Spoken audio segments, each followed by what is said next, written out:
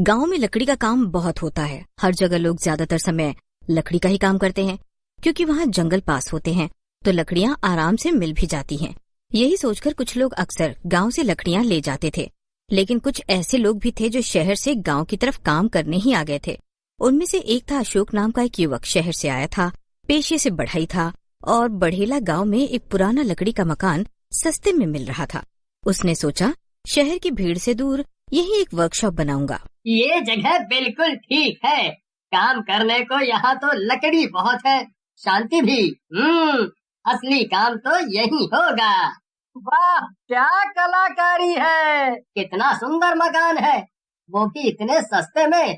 बस अब कल से ही पूरी जी जान से लग जाऊंगा। गांव का एक आदमी वहीं से होते हुए जा रहा था। उसका नाम संतोष था। उसने अशोक को देखा तो बोला, भैया, आप नए मालूम पड़ते हो हैं? यहाँ तो कभी भी नहीं देखा आपको। हाँ, मैं यहाँ नया हूँ, अभी अभी आया हूँ। अच्छा, किसके यहाँ आए हैं आप? किसी के यहाँ नहीं, मैं तो यहाँ रहने आया हूँ, अपने घर में। अच्छा, कहाँ है आपका घर?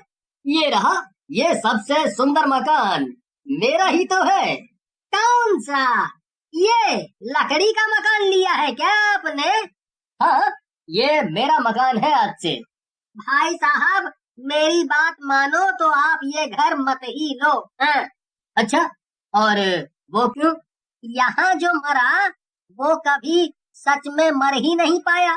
क्या मतलब है तुम्हारा? अब संतोष के साथ महेश भी आ चुका था। उसको उनकी बातें सुनकर समझ आ गया था कि बात क्या चल रही है। वो एकदम से बीच में बोला, सही तो कर रहा है बाबूजी, यहाँ मत ही रुको आप। ये घर खरीदा है मैंने, ऐसे कैसे छोड़ दूं? यहाँ मत बसो बाबू, यहाँ का बढ़ई कभी मरा था, वो आज भी यहाँ भूत बना हुआ है, समझे? कौन बढ़ई? भूना सिंह, जिसने ये घर बनाया था और इसी में दब कर वो मर गया, लेकिन उसने सबको बहुत परेशान किया। गांव वालों ने उसे मना किया। अशोक ने सबको देखा। अब गांव के काफी लोग आ चुके थे। सब उसको घूर रहे थे। थोड़ी देर चुप रहा, फिर बहुत जोर से हंस पड़ा। अरे भूत प्रेत अब कौन मानता है? लकड़ी होगी, काम होगा, मुझे बस यही चाहिए। मैं यही चैन पाने के लिए शहर छोड़कर यहाँ रहने आया हूँ। मेरा पूरा परिवार शहर में है। गांव वालों ने उसको बहुत समझाया, लेकिन उसने किसी की भी एक नहीं मानी। सब अपने अपने घर चले गए और अशोक वहीं बस गया। वो बेफिक्र होकर सो गया, पर पहली ही रात को कुछ अजीब हुआ। अचानक एक भूत वहाँ प्रकट हुआ और लकड़ियाँ हिलाने लगा, जैसे भूकंप आ गया हो। अशोक की नींद खुली तो उसने देखा आंधी आ रही है। अंधेरी रात थी, घने पेड़ों के बीच उसका घर था। लगता है इसे मेरा आभास नहीं हुआ, ये आंधी समझकर बेफिक्र हो गया है। फिर भूत अचानक रात के 3 बजे दीवार के उस पार से टक टक टक हथौड़ी चलाने लगा। उससे भी अशोक नहीं डरा तो भूत ने अशोक को बिस्तर से धक्का देकर जमीन पर गिरा दिया। कौन कौन है? कौन है? मैं हूँ। अशोक ये भयानक आवाज सुनकर डर जाता है और थोड़ा गौर करके देखने की कोशिश करता है, लेकिन उसे अंधेरे की वजह से कोई दिखाई नहीं देता। अशोक उठा और उसने लैंप जलाया। इधर उधर देखा, उसे कोई नहीं दिखा। दीवार के पीछे एक पुराना कमरा था जो सालों से बंद पड़ा था। उसने दरवाजा खोलने की कोशिश की, पर दरवाजा अंदर से बंद था। वह चौंका, तभी उसका गला एक भयानक भूत ने जोर से दबाया। वो भूत उसकी आंखों में देखकर हंस रहा था और उसका गला दबाया जा रहा था। अशोक तड़प रहा था। फिर उस भूत ने खुद ही अशोक को छोड़ दिया। अशोक का लैंप अब गिर चुका था। कौन है यहाँ? कौन मुझे डराने की कोशिश कर रहा है? बताओ मुझे, कौन है यहाँ? पर कोई जवाब नहीं आया, मगर हथौड़ी की आवाज बंद हो गई। अशोक को अब भी यही लग रहा था कि कोई उसको डराकर ये घर उससे लेना चाहता है। मुझे पता है तुम गांव वालों का नाटक है ये। तुम सब मुझे भगाना चाहते हो, लेकिन मैं कहीं नहीं जाऊंगा। सुबह देखता हूँ तुम्हें। अशोक ये बोलकर फिर सोने चला गया। अगली सुबह जब वो उठा तो सब सामान्य था, जैसे कुछ हुआ ही न हो। उसके बाद वो उठा और उठकर कमरा फिर इस बार दरवाजा खुला हुआ था। क्या वो सब बस एक सपना था? लेकिन अगर सपना होता तो मुझे इस कमरे के बारे में कैसे पता होता? कोई तो था इधर। अच्छा, तो ये है भूना सिंह। लग तो बहुत खतरनाक रहा है, तभी ये सब कहानियां बनाई गई हैं। लेकिन इसको मरे तो बहुत साल हो गए। अगर इसका भूत भी होगा तो अब तक जा चुका होगा। लोग भी पता नहीं क्या फालतू की बातों पर विश्वास कर लेते हैं और दूसरों को भी डराते हैं। लेकिन तभी अशोक को अचानक याद आया, जो कल उसका गला दबा रहा था वो भी ऐसे ही घूर रहा था उसको।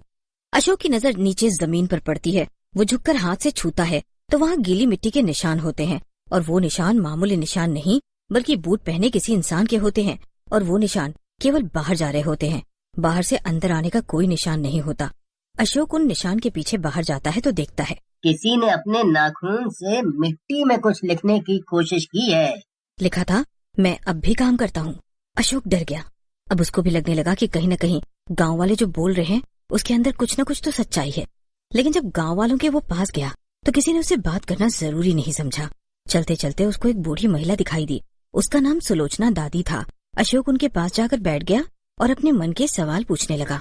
अपने साथ लाए हुए भानु सिंह की फोटो को दिखाते हुए उसने दादी से पूछा, लेकिन दादी ने जैसे ही वो फोटो देखी उनका चेहरा सफेद हो गया और होंठ अपने आप कांपने लगे। ये रजवा बढ़ई था। इसका नाम भुना भी था, लेकिन इसको लोग रजवा के नाम से ही जानते थे। 50 साल पहले गांव का सबसे अच्छा कारीगर था ये। तब मैं जवान हुआ करती थी। मैंने अपनी माँ से अक्सर ये कहते सुना था, भुना सिंह से काम करवा लें क्या? लेकिन मेरे पिताजी हमेशा गुस्सा हो जाते और बोलते, नहीं, कोई जरूरत नहीं है उससे काम करवाने की। लेकिन क्यों दादी? जब वो एक अच्छा कारीगर था क्यों नहीं करवाते थे वो काम? अच्छे कारीगर होने से काम नहीं चलता बेटा। उसके अंदर खूबी की कमी नहीं थी, पर उसको घमंड था। एक दिन उसकी बीवी से उसकी बहुत लड़ाई हुई। ये उस समय तो पता नहीं चला, लेकिन लड़ाई रात तक चली थी, ये पता है मुझे। सुबह होने पर पूरे गांव में हल्ला हो गया कि उसने अपने औजारों से ही अपनी बीवी को काट डाला, क्योंकि उसे नया फर्नीचर बनाने से उसने मना किया था। फिर खुद को भी कुल्हाड़ी मार दी। अशोक ये सुनकर थर्रा गया। उसको अब तक ये गांव वालों की साजिश लग रही थी। अब वो कर ही क्या सकता था। वापस उसी घर में गया। रात हुई तो उसने सोने की कोशिश की, लेकिन ये उसकी यहाँ दूसरी रात थी और आज रात फिर हथौड़ी की आवाज आई। तभी उसके सामने फिर से वही भूत आकर खड़ा हो जाता है। अशोक भागने की बहुत कोशिश करता है, लेकिन भाग नहीं पाता। वो भूत अशोक के चेहरे पर आरी से एक नुकीला निशान बनाने लग जाता है। जब वो निशान पूरा हो जाता है तो भूत बोलता है, अब मेरा काम हो गया। अब मैं सोने जा रहा हूँ, मुझे जगाना मत। अब अशोक दिन में तो ठीक रहता, मगर रात को नींद में उठकर लकड़ियां काटता, हथौड़ी चलाता और अजीब पुतले बनाता। एक रात वो चिल्लाया। अशोक बहुत रोने लगा। तभी उसकी बात का जवाब आया, अब तू मेरा औजार है, मैं तुझसे काम करवाऊंगा जो अधूरा रह गया था। उस दिन के बाद से धीरे धीरे गांव के लोग गायब होने लगे। सबके चेहरे डर और पीड़ा से विकृत थे। गांव वालों ने पंचायत की, अशोक को भगाओ। उसने भूत को फिर से जगा दिया है। गांव वालों ने अशोक के घर को आग लगा दी, पर अंदर से अशोक चिल्लाता रहा। आग में सब कुछ राख हो गया, पर जब अगली सुबह राख में लोग गए तो उन्होंने देखा वहाँ राख में से एक नया लकड़ी का मकान बन चुका था। कोई इंसान नहीं था, बस एक लकड़ी की मेज, 2 कुर्सियाँ और दीवार पर एक फोटो अशोक की। कुछ साल बाद एक नई लड़की रंजना गांव में आई। उसे भी पुराना मकान चाहिए था। उसे वही जल चुका मकान मिला। वो बोली, कितना सुंदर घर है, लकड़ी का है ना? मुझे बहुत पसंद है। मत बसो बेटी, वहाँ भूतिया बढ़ई बसना है। पर रंजना हंसी। अब कौन इन बातों को मानता है? रजवा बढ़ई की आत्मा अशोक के साथ मिलकर काम करती थी। लकड़ी की वो हथौड़ी अब किसी इंसान के हाथ में नहीं, भूत के हाथ में थी। अब उस मकान में कोई भी रहने आता तो वो एक भूतिया बढ़ई बन जाता।